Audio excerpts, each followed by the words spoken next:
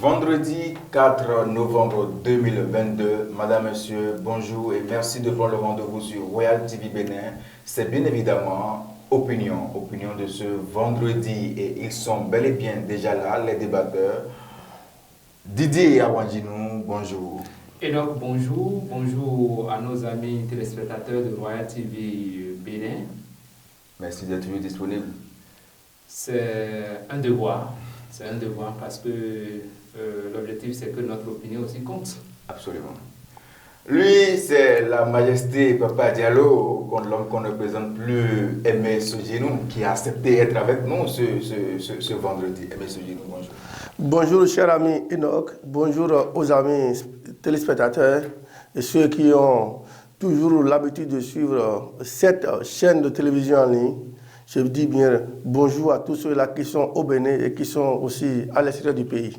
Merci d'être à nos côtés ce vendredi. C'est aussi un plaisir pour moi d'être à vos côtés pour opiner sur les sujets d'actualité. Merci beaucoup.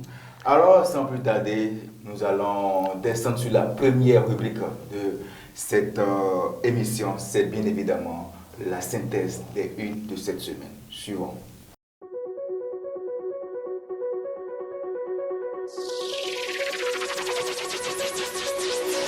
Amis internautes de Royal TV Bénin, salut et bienvenue dans la synthèse des unes des journaux parus dans la semaine du lundi 31 octobre 2022 au jeudi 3 novembre 2022. Commençons cette synthèse par le quotidien Le Leader du jour. En visite officielle de la prêtresse de Kola à Tokmuta, Zébé Porto Novo, Sa Majesté Sion et la souveraine mère Adelansi prônent la conservation de la pierre sacrée. C'est allé dans les colonnes du quotidien Le Leader du jour de Olivier Kouenou dans sa parution du lundi 31 octobre 2022. L'Audace Info, 73 voix sur 73, vote à l'unanimité de la révision des statuts de l'instance suprême du football béninois. Les nouveaux tests de la FBF validés. C'est allé dans les colonnes du quotidien L'Audace Info dans sa parution du lundi 31 octobre 2022. Palabre Info. Mécontentement tous azimuts suite au positionnement de candidature dans le cadre des législatives de 2023. Qui a conçu cette liste du parti UP Le Renouveau qui circule? S'interroge le quotidien Palabre Info dans sa parution de ce mercredi 2 novembre 2022. Le leader du jour, coopération bilatérale entre le Bénin et la France. La commune d'Adjoun célèbre et renforce ses liens avec département Loire-Atlantique CD 44. À présent, nous sommes avec le quotidien La Nation qui titre en manchette fin de déclaration de candidature pour les législatives de 2023 vers une ruée des partis politiques à la Sénat. Ce jour, aucune déclaration de candidature à 24 heures de la fin de l'opération. C'est allé dans les colonnes du quotidien La Nation dans sa parution de ce mercredi 2 novembre 2022. Le Béninois libéré, positionnement sur la liste UPR. Houdé plonge dans une piscine vide et perd son dentier. C'est allé dans les colonnes du quotidien Le Béninois libéré de Aboubakar Takou dans sa parution du jeudi 3 novembre 2022. Le matinal, dépôt de candidature pour les législatives de 2023. Les 8 partis enregistrés à la Sénat. C'est allé dans les colonnes du quotidien Le matinal dans sa parution de ce jeudi 3 novembre 2022. Finissons cette synthèse de cette semaine par le quotidien Nasiara, arrivé in extremis à la Sénat. Le parti Les Démocrates surmonte le piège des quitus fiscaux. Amis internautes de Royal TV Bénin, c'est la fin de cette synthèse des canards parus dans cette semaine. Merci de l'avoir suivi. À vendredi prochain pour un nouveau numéro.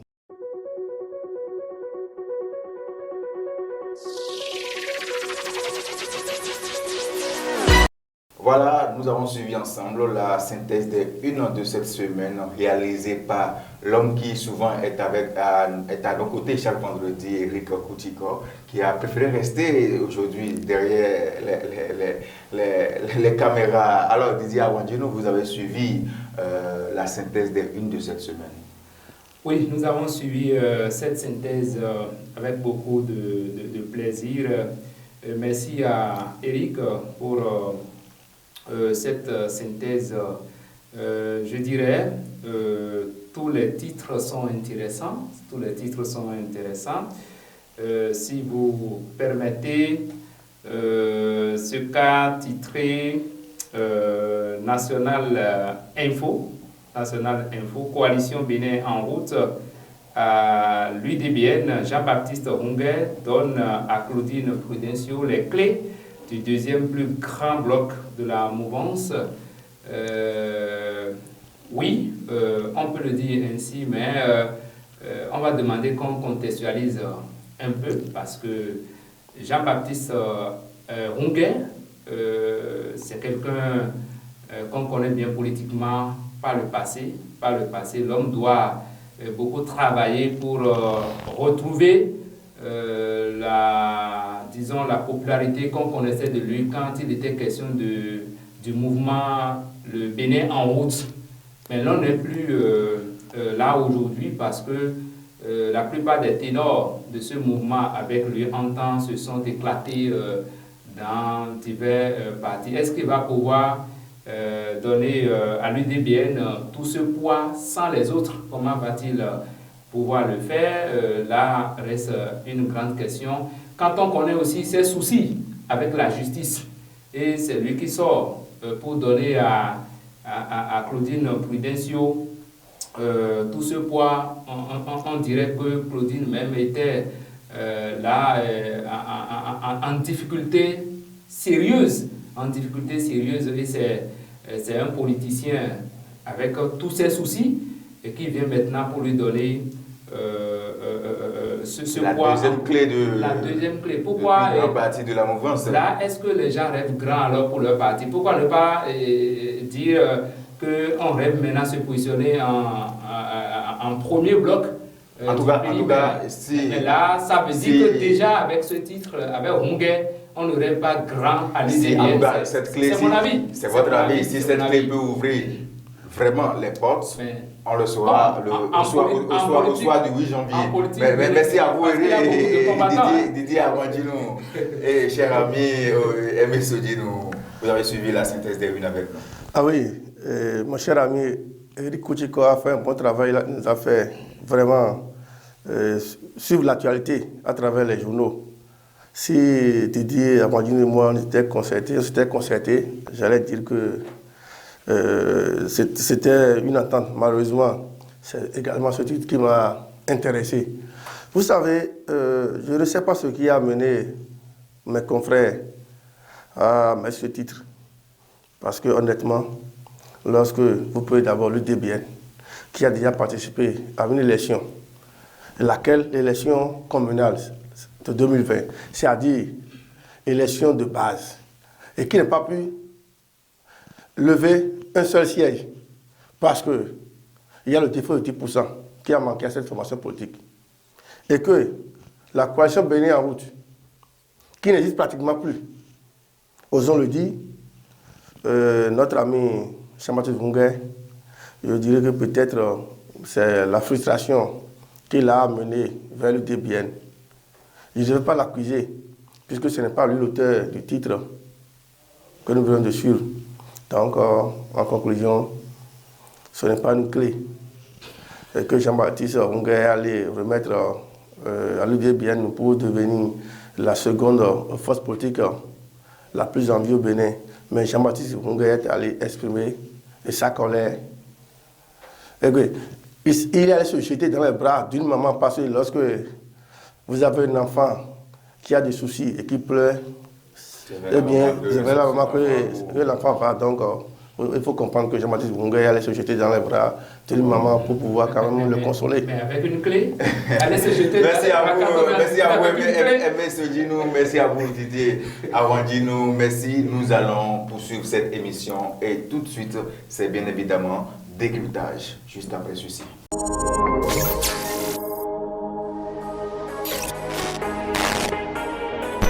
Voilà, nous sommes de retour après cette courte pause. L'actualité était très riche cette semaine. Le 8 janvier vient à grands pas et les partis politiques se sont ont fait tout pour avoir, pour déposer leur candidature à la Sénat. Le 2, c'était la date butoir. Au total, 8 partis politiques ont pu déposer le dossier de candidature à la Sénat, quitte à la Sénat de voir qui serait, si tous les dossiers sont vraiment prêts pour le reste. Alors, Majesté M. nous 8 partis candidats ont déposé, ont eu leur reçu récépissé provisoire. Qu'est-ce qu'on peut retenir concrètement? D'abord, il faut saluer la vitalité de la démocratie béninoise. Parce qu'en 2019, nous n'avions pas connu ce nombre de partis politiques. C'était au départ 4 partis politiques qui avaient déposé le dossier. Et au finish, c'était 2 partis qui ont compéti. Si déjà, à l'étape de récépissé provisoire, nous avons 8 partis politiques qui ont pu déposer effectivement le dossier, ça veut dire que les choses ont beaucoup évolué. Et ça veut dire également que les caisses de l'État ont été renflouées.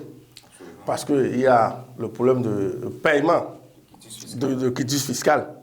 Donc ça veut dire que les caisses de l'État ont été renflouées.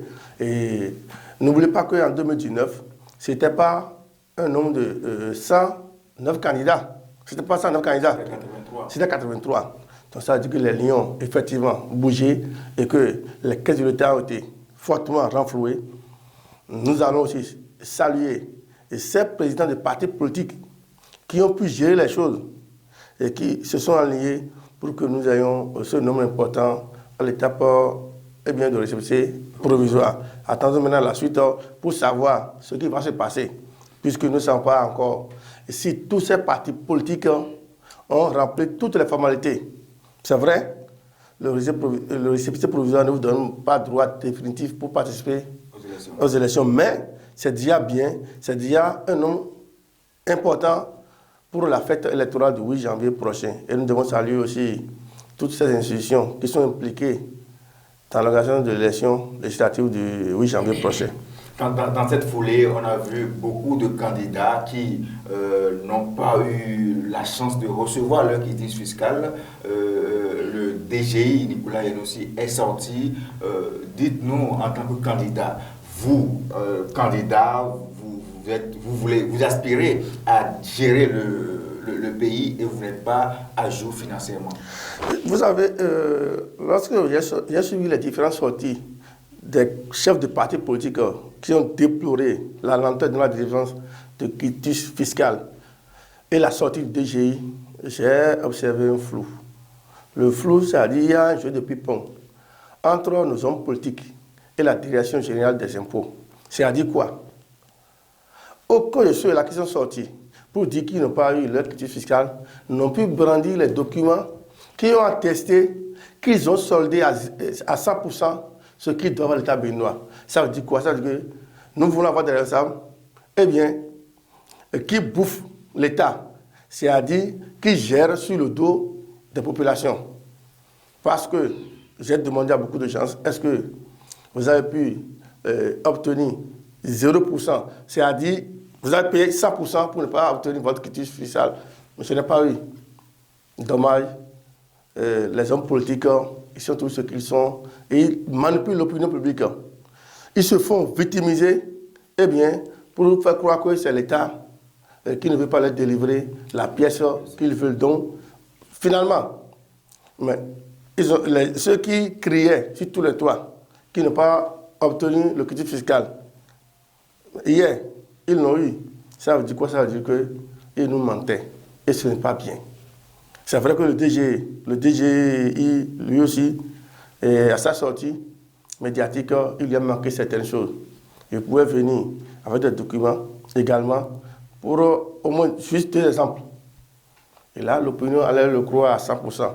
Mais c'est déjà bien que chaque parti politique, c'est-à-dire les 8 partis politiques qui sont retenus, qui ont obtenu le récépissé provisoire hier, que leurs 218 candidats au moins aient soldé pour pouvoir avoir ce quitus fiscal.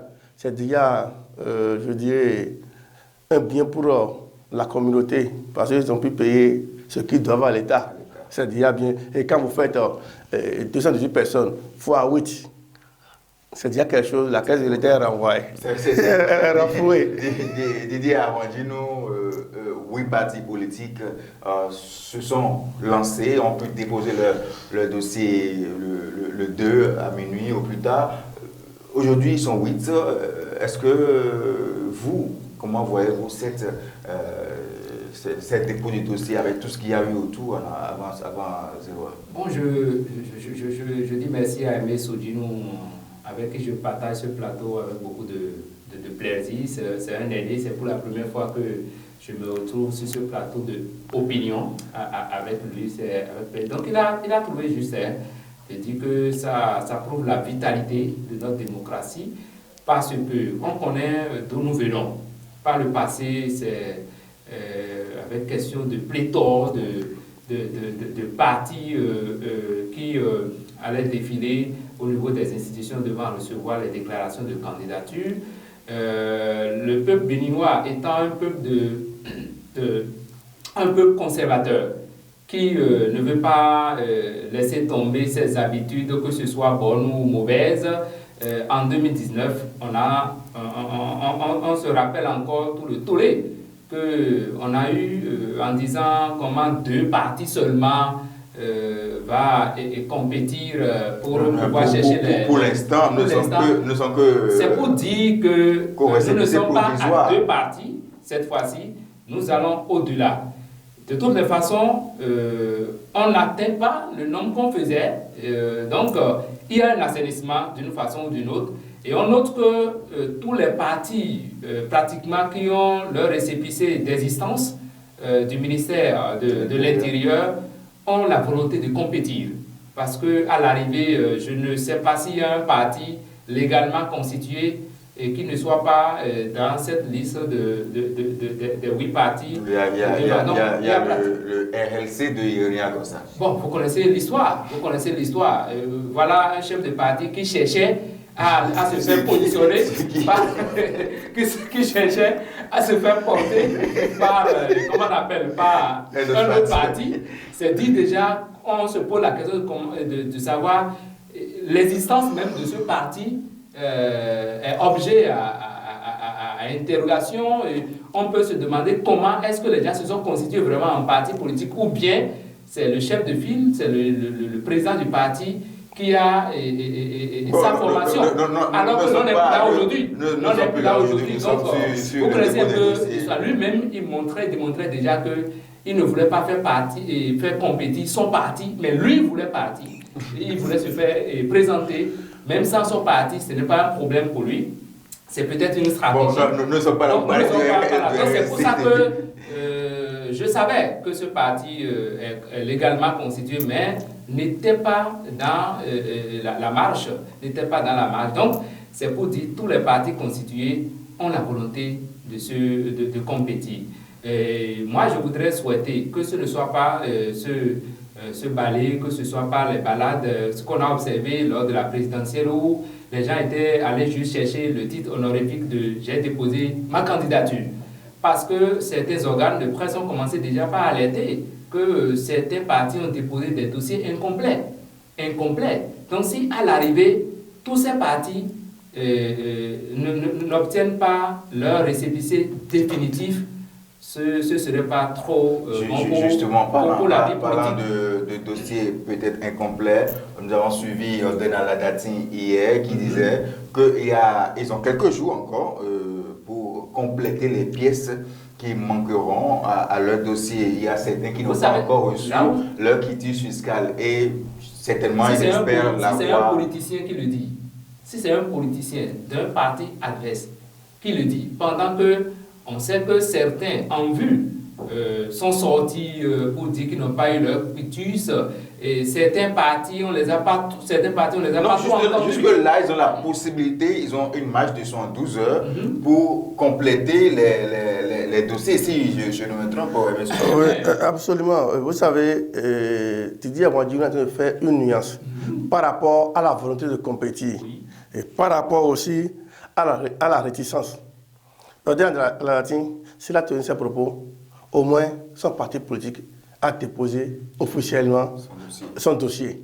Et il nous manque certaines pièces. Et les tests l'autorise à le faire. Si ce n'était pas le cas, il n'allait pas le dire, il n'allait pas déposer les dossiers. Et vous savez que hier, jusqu'à 23h30, le parti, les démocrates, par exemple, il y avait des gens qui n'avaient pas leur quitus fiscal. Mais pourtant, ils sont allés vers la Sénat pour pouvoir faire la formalité première. Et là, c'est déjà une volonté de s'engager pour la compétition. Donc, je vous en prie, le RLC de mon ami, mon cher ami, de notre ami, parce que c'est un ancien de la HAC, il a été au moins chef pour la communication dans ce pays. Je pense qu'il n'a pas la volonté de compétir. Ce n'est pas deux mots. Il ne veut pas aller aux élections par rapport à son parti, mais il veut aller aux élections personnellement. Et Dieu seul sait ce pourquoi les gens n'ont pas accepté. Moi, déjà, courant août 2022, j'avais su, et sur ma page, vous pouvez aller sur ma page Facebook, vous allez voir, j'avais déjà annoncé qu'il est à la recherche d'un parti politique pour aller aux élections législatives de 2023. Vous pouvez faire un tour sur ma page Facebook, c'est une publication qui date du mois d'août 2022. C'est bien dommage. Et parmi ces candidats, il y en a qui n'ont pas encore leur quitus fiscal, qui, par précaution, je dirais, les partis ne les ont pas positionnés. Je prends par exemple Guy Mitokpe qui, par prudence peut-être, les démocrates ne l'ont plus positionné. Vous savez, moi j'ai une toute autre lecture de la situation de mon cher ami Guizot, Guy Mitokpe. Si des gens comme Nouren Achade, Eric Mounete, et puis ils ont pu obtenir leur quitus fiscal et que Guy ne l'a pas obtenu, je me réfère en même temps aux déclarations de son ancien mentor. Ça veut dire qu'il y a quelque chose qui ne va pas et qui cloche. Donc, ils ont été prudents. Oui, je ne vais pas aller plus loin sur le sujet de Guy Mitokpe. Je lui souhaite quand même du courage.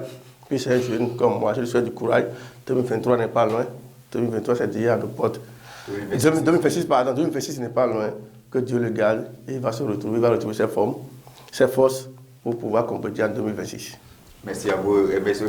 Ginou et Didier Awadjinou. Oui, mais sur la question, inutile de continuer à polémiquer parce que il est bien vrai, c'est un député en vue, il fait partie de ceux-là, des gens dont la carrure a manqué un peu à la législature, à la mandature finissante.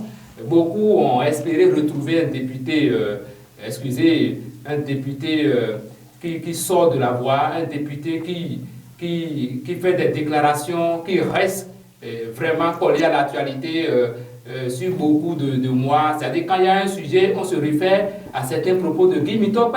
Donc le peuple béninois a souhaité retrouver quelqu'un comme Guy Mitokpe pour la prochaine mandature, mais tel que les choses évoluent, peut-être que le miracle suffirait, sinon là maintenant, est-ce que le parti même va prendre le risque de le positionner? Impossible, parce que pour le moment, il n'est pas sur la liste de déclaration de candidature.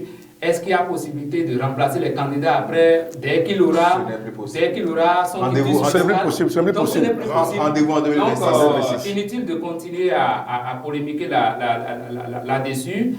On va tirer tout le monde les leçons. Bon, c'est pas parce que tu n'es pas candidat que tu ne vas pas travailler pour ton parti. Pour ton parti.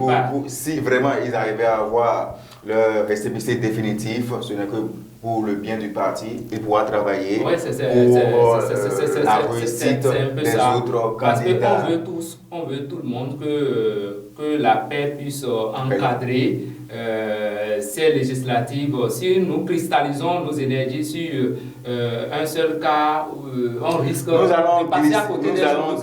C'est difficile, on le souhaite. Didier Awadjinou, nous allons plus parler de la candidature. Oui. Nous allons parler de ces possibles listes que jusque-là, nous n'avons pas encore toutes ces listes, mais il y a certaines listes qui circulent déjà.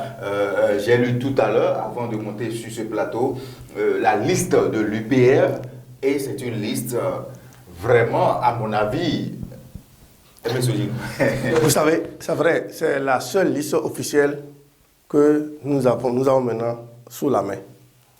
J'ai pris mon temps pour lire de la première circonscription électorale jusqu'à la 24e. D'abord, je tiens à tirer chapeau.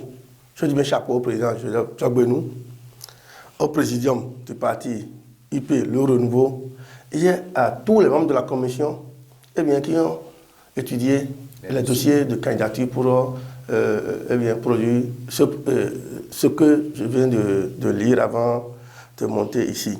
Je pense que c'est un liste qui fera très mal. Il ne faut pas le cacher. C'est un liste qui fera très mal. Et je vais en même temps monter sur cette liste par rapport au département de Lomé. Parce que je suis sur une chaîne de télévision qui est implantée dans le département de Lomé. Quand on parle du département de Lomé, il y a la 19e et la 20e circonscription.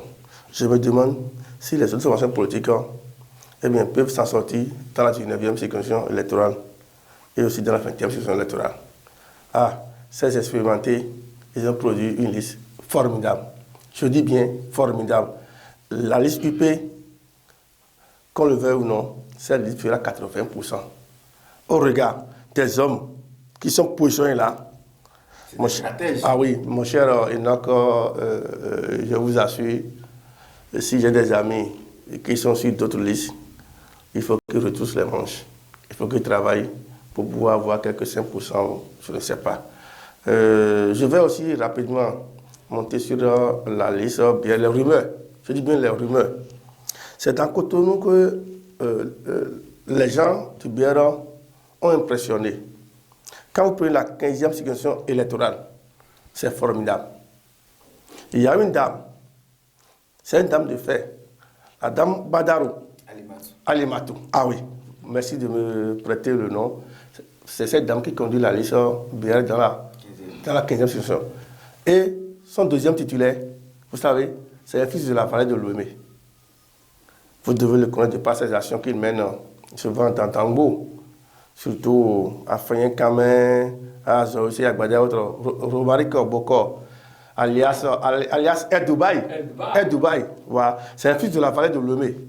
Et vous pouvez imaginer qu'un fils de la vallée de Lomé apprenne que Romaric Boko, Air Dubaï, soit positionné dans la 15e circonscription électorale et que lui soit papa et qu'il ne s'intéresse pas à lui. Je pense que là, il y a un bon coaching. Quand vous venez dans la 19e circonscription électorale, avec ce que j'ai vu tout à l'heure par rapport au positionnement du parti UP, je me demande ce que les gens qui sont positionnés au niveau de la 19e circonscription électorale, selon les rumeurs, ce qu'ils peuvent faire. Quand vous venez dans la 20e, là, c'est la catastrophe. Si j'ai un ami qui se trouve sur cette liste du BR dans la 20e, je vais juste lui conseiller, de faire doucement. Non, écoutez, moi, c'est mon opinion, c'est moi, M. Sodjinou. J'ai des amis qui sont sur les rumeurs, qui sont positionnés. J'attends d'abord la déclaration de candidature telle que je l'ai vue pour le parti UP, pour pouvoir le dire calmement, mon cher ami, attention, faites doucement, parce que tu viens affronter des gens comme Michel Minapombao, tu viens affronter des gens comme Augustin Serrebois, le Manitou, tu viens affronter des gens comme le buffle de Bécor, Lucien Breté, tu viens affronter le docteur Coinsa David, tu viens affronter l'ancien maire de Bonou, Zanou Alessandre, pour affronter ces hommes dans la fin de la saison électorale. Il faut faire vélé, comme on le dit. Il faut aussi s'armer de courage, d'énergie et aussi de la manne financière. Nos populations, qu'on le veuille ou non, sont habituées. Ils sont déjà habitués à ça. Et ce n'est pas un candidat pour se sur une liste INSA qui peut sortir maintenant pour dire je vais sortir 500 000 francs pour aller dans un village, dans un région de la vallée, aller affronter quelqu'un comme Agbodjeté, comme Agon Hyacinthe, qui est le suppléant d'Agbodjeté. Vous voyez, la bataille, elle sera très rude. Mais selon les rumeurs, si c'est effectivement celle liste que le BR a envoyée pour la 20e session électorale, nous risquons d'assister à un chaos dans la 20e session électorale. Oui, Didier Amandino.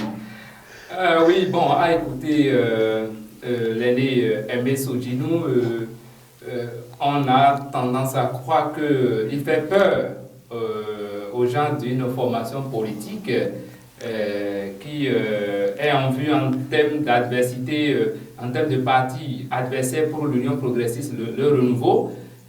Mais c'est la politique, mais la réalité d'en face, parce que tout à l'heure, il a cité des noms. Ça, on ne va pas se cacher pour le dire, parce que c'est des noms, effectivement, c'est des noms très connus par la population.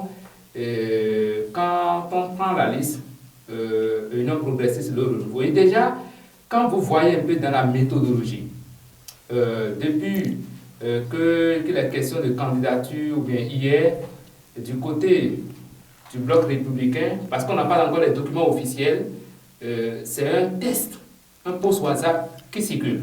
Vous m'excusez, c'est un post WhatsApp qui circule, et c'est sur ce test que vous avez, vous pouvez parler aujourd'hui en termes de déclaration de candidature. Et quand vous observez un peu les leaders des militants BR, les gens n'opinent plus pour demander est-ce que c'est vrai, Peut-être qu'ils ont déjà constaté que c'est la vraie liste, mais nous, on attend encore des documents tels qu'on a vu pour l'Union progressiste. Parce que pour l'Union progressiste, on n'a pas eu droit à un test, mais on a eu droit à un document qui comporte de la première à la 24e, document très bien signé. À la 24e circonscription électorale. Et ce document a commencé par circuler après comment on appelle, la déclaration officielle de candidature à la Sénat. Donc, entre griffes, on peut faire foi c'est cette liste, ce document peut faire foi. Et ce document n'est pas contesté, n'est pas rejeté pour le moment. Il y a tout un calme autour, parce que au niveau de l'Union progressiste, dans la 20e circonscription électorale, on a observé quelques dissidences juste sur la base des rumeurs, mais aujourd'hui, c'est le calme plat. C'est dit que les gens savent déjà leur arme de bataille, de combat pour la 20e circonscription électorale. Et les noms qu'il a cités, effectivement, avec ces noms, Justin Renvoy-Blas, tête de liste. Justin Abodjeté, tête de liste. Augustin Renvoy-Blas, deuxième titulaire, docteur David Kwesa, qui est tellement et fortement réclamé dans son Apalano natal, où il a fait mal pour les élections communales de 2020. Malgré les difficultés du PRD, il a pu arracher il a levé les dossiers au niveau de l'arrondissement. Le PRD. Aujourd'hui, il vient à l'Union progressiste, le renouveau, et il est bien positionné. Un positionnement que les gens de la vallée d'Adjoum réclamaient pour lui depuis longtemps. Il l'obtient aujourd'hui. On se rappelle l'histoire de l'honorable Benoît Paulin, 3e titulaire. Il a réussi à se faire élire. C'était en 2015. Pendant que beaucoup ne l'attendaient pas là. Aujourd'hui, Dr David Kwesa, enseignant-chercheur, avec tous les étudiants, les jeunes d'Adjoum et autres derrière lui. Ne parlons plus de Michel Baouminakon. Non, l'homme. Il n'est plus à présenter. Le roi Jaka. Maintenant que moi je l'appelle même le roi. Le reggaeman. Honorable, tout et tout. Donc il revient avec son officialisation, si on peut le dire ainsi. Oui. C'est tout le calme plat. Donc tous ceux qui le combattaient sur la base des rumeurs, aujourd'hui vont pouvoir commencer par lui faire allégeance, on peut le dire ainsi. Allez à Bonou entendre un nom comme Degbeji. Ah oui. Un nom comme Degbeji. Les gens vont plus demander c'est qui Degbeji. Bon, la dame là, est-ce qu'on la connaît? C'est son nom. Beaucoup vont même la confondre à son géniteur. Oui. Parce que le nom Degbeji, politiquement à Bonou, c'est un vieux accepté de tout le monde. Et il est encore présent avec du PRD, il va à l'Union progressiste et on entend un nom titulaire au niveau des femmes. Suppléante Jeanne Adousiba, celle qui était réclamée, celle dont on dit elle naît en politique avec des dents.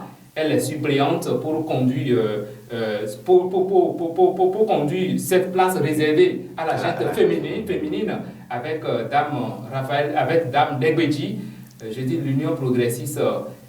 On dirait que ils ont des mains invisibles ou bien ils ont des visionnaires cachés quelque part pour lire à l'avance la liste de l'autre parti avant de sortir leur liste. C'est des spéculations, on peut penser ainsi, parce que quand vous allez à Bonou aujourd'hui, au nombre de jeunes de Bonou ne veulent plus aujourd'hui dire moi je suis de tel parti, ils veulent que avoir un député. Ils veulent un député, quelle que soit la formation politique. Oui. Quand vous les entendez, les démissions, les adhésions qu'on a eues, aujourd'hui, ils sont nombreux à dire, comme c'est notre fille, comme c'est notre fils, qui est positionné, bien positionné, nous, on veut l'accompagner. Donc, l'Union progressiste a sorti un jeu. Et du côté de l'autre formation politique, on dirait un jeu de clan, où c'est un clan qui est satisfait contre un autre. On se demande quelle alchimie ils vont trouver maintenant pour pouvoir faire campagne ensemble. Parce que quand ils font campagne en rang dispersé, ça va être encore compliqué pour leur formation politique. Parce qu'il est question des législatives, il est question d'avoir des députés. Mais de toutes les façons, il y a Bonou, de l'autre côté, qui peut se retrouver au moins suppléant, un jeune, comme les gens réclament à Bonou, pour ne pas nommer Eman Agossa sur la liste. Sur la liste de rumeurs. Il y a Eman Agossa, on lui dit déjà félicitations. C'était vraiment la vraie liste. Parce qu'avec ça, ils peuvent aussi chercher, aggraver certaines voix. Faire un peu mal de l'autre côté. Donc ça vient confirmer tout ce qui se disait de l'Union progressiste. Comme quoi un parti bien organisé, structuré, un parti où ce n'est pas une question d'homme, mais c'est une question d'objectif. C'est une question d'objectif. Parce que d'hier à aujourd'hui, regardez un peu comment les choses ont évolué. Où on regarde, quand vous regardez bien, c'est une liste de combat. On veut. Quand le parti positionne Baouminakon Michel, 4e titulaire, et lui met un suppléant comme Serge Akouta, le CIA de Katago, qui fait frontière avec Zongobin. Alors, quelqu'un qu'on assimile à Augustin. Oui. Quand on voit un peu la combativité. D'abord, il est jusqu'à ce jour le suppléant de l'homme Augustin Webla. Donc, il n'est pas un né des derniers plus. Il sait un peu comment ça fonctionne. Donc, c'est dit que. Et quand vous allez aussi dans la 19e circonscription électorale, regardez comment le PRD revient encore faire sa remontada, tout au moins à Porto-Nouveau, ou bien tout au moins dans la 19e circonscription. Donc la remontada dont parlait le PRD, c'était en parabole. C'est peut-être en parabole. Donc, parce qu'un ambassadeur, le nom Akwiti déjà, à Porto-Nouveau, le nom Akwiti, un ambassadeur, Jean-Claude, un économiste, qui revient, qui est positionné tête de liste dans la 19e circonscription électorale, les gens vont voir, regarder celui-là avec les yeux avec lesquels il regardait Maître Adrien Mbedji, les yeux avec lesquels il regardait l'ancien président Souroumiga Akwiti, donc l'ancien préfet Joachim Akwiti, tout ça là. C'est des noms typiques pour Porto-Nouveau. Un autre nom, Charlemagne Renfort, qu'on ne présente plus. L'ancien maire de Saint-Bodji. L'ancien maire de Saint-Bodji. Donc, l'Union progressiste, le renouveau, se met progressivement pour confirmer son hégémonie politique encore au Parlement, parce qu'au Parlement aujourd'hui... En tout cas, nous aurons tout le temps de voir qui est vraiment qui pour ces législatives du 8 janvier prochain. Nous avons encore quelques temps, nous allons en parler les jours à venir. De toutes les formations politiques. Les formations politiques, que ce soit de la FNN, de Mouel Bénin, MPL, MPL, de FCBE, de FCBE, de Paul Rompin, des démocrates de Eric Ondete. Nous aurons tout le temps, nous allons revenir sur ces sujets et en débattre les jours à venir. En attendant, nous allons quitter la politique pour parler de cette arrestation de la brigade des douanes d'Atiémé à Lokossa des produits frelatés. Avec Icône 360 degrés et ses partenaires, Royal TV Bénin dit non au paludisme. Décideurs politiques, leaders communautaires, chefs d'entreprise, journalistes, citoyens, parents, étudiants et écoliers, mobilisons-nous pour l'élimination du paludisme au Bénin. Voilà, nous avons fini avec la politique en parenthèse. Nous allons parler de cette prouesse de la brigade de douane d'Atiémé qui a démantelé un réseau de boissons frelatées à Lokossa sous l'égide de chef brigade Clément Humpé. Vous avez suivi l'actualité avec nous. Merci, cher confrère Enoch. Vous savez, je serai à la place des gouvernants que ces messieurs, on va les envoyer devant la criette. Parce qu'ils sont des vendeurs de la mort. C'est des vendeurs de la mort. C'est dangereux. Eux, ils sont pires que les braqueurs. Ils sont pires que les tueurs à gages. Parce que, vous savez, c'est vrai, cette zone est réputée, zone de fabrication, eh bien, de produits prohibés, surtout des liqueurs. Mais moi, je ne savais pas que c'était jusqu'à ce niveau. Même dans cette zone, il y avait des soupçons de fabrication des produits de la Sobebra. Aujourd'hui, tout est révélé. Je vais féliciter d'abord la douane d'Atiémé, en l'occurrence le CB, Clément Humpé, qui est également conseiller municipal de la ville de Porte-Novo. J'ai bonne mémoire. Absolument, c'est bien ça. Si ce jeune a pu mettre un dispositif pour mettre la main sur ces messieurs, ces tueurs à gages, je pense que c'est une action à saluer. Et aussi demander au ministère du Commerce de faire un tour dans nos marchés, c'est-à-dire de faire des descentes inopinées dans nos marchés. Parce que déjà, ces produits, certainement, sont déjà sur les marchés. Sur les marchés, donc, il faut qu'ils fassent des descentes inopinées dans ces marchés et aussi dans nos supermarchés.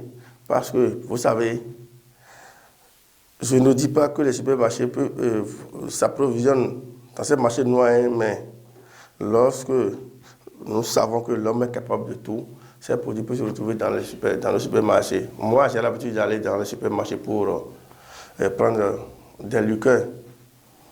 C'est vrai, je suis surnommé Talopemis, mais national. Oui, mais je ne prends pas du Solabi, du produit local. Eh bien, je prends ces liqueurs. Avec ce que j'ai vu à la télévision, eh bien, j'ai du mal maintenant à prendre de liqueur. Je suis obligé de faire des recherches et d'aller peut-être... peut-être maintenant faire tout chez mon frère. On va dire que c'est chez lui que les gens préparent du Solabi. Alors je vais fouiller les bocaux et là-haut, on prépare l'original. Et puis je vais mettre alors mon récipient en même temps en bas pour recueillir directement du feu. Sinon, mon cher Enoch, c'est dangereux ce que ces messieurs font et c'est des choses à décourager. Donc nous devons remercier, féliciter la douane, eh bien, la brigade d'Atiémé qui a réussi cette opération. Didier Wandjinou, vous avez suivi avec nous cette descente de la brigade avec à sa tête le chef brigade Clément Humpé qui ont pu faire ce joli job alors qu'il a été nommé et envoyé là-bas il n'y a pas longtemps. Oui, si vous permettez, je tire un coup de chapeau aussi à M. Clément Humpé parce que on dirait qu'il est, lui et son équipe, ils sont allés au-delà de ce qu'on attendait d'eux parce que quand on dit douane, on les attend à la frontière, mais ils sont allés jusqu'à Lokossa Centre. C'est à Lokossa ça s'est passé.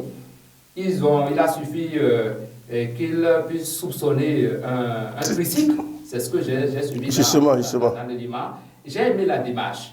Ils auraient pu faire du bruit sur le tricycle ou bien dans leur rang. On aurait eu quelques assoiffés de quelques billets de banque, des corrompus dans leur rang, qu'on leur aurait déjà glissé quelques billets. Parce que ceux qui fonctionnent dans le marché noir, c'est des gens qui sont prêts à tout. Ils sont prêts à vous donner tout pour acheter votre silence. Dans leur rang, les gens n'ont pas peut-être cédé au gain facile. Donc, ils ont suivi ce tricycle jusqu'à aller démanteler le réseau. Et moi-même, quand j'ai vu des images Je salue le confrère de l'OETB qui a fait un reportage comme sur un terrain de photo, un reportage qui vous décrit ce qui s'est passé, qui vous décrit comment on se tue en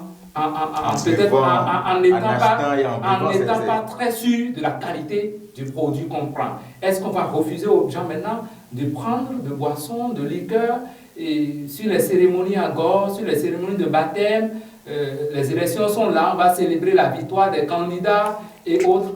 Donc ça fait peur. Et c'est des humains qui organisent tout ça là pendant qu'ils savent que c'est de la tuerie, c'est de l'assassinat organisé. Aimé Sojino a bien fait de dire c'est déjà à faire passer devant la criette. S'il y a même une juridiction plus forte, ça, pour des sanctions, les 20 ans qu'on donne, les 10 ans qu'on donne, c'est à des gens, des individus de gens qu'on doit appliquer ces genres de sentences. Parce que la zone était déjà étiquetée. Et ces gens ont le courage d'installer une usine, une industrie du genre.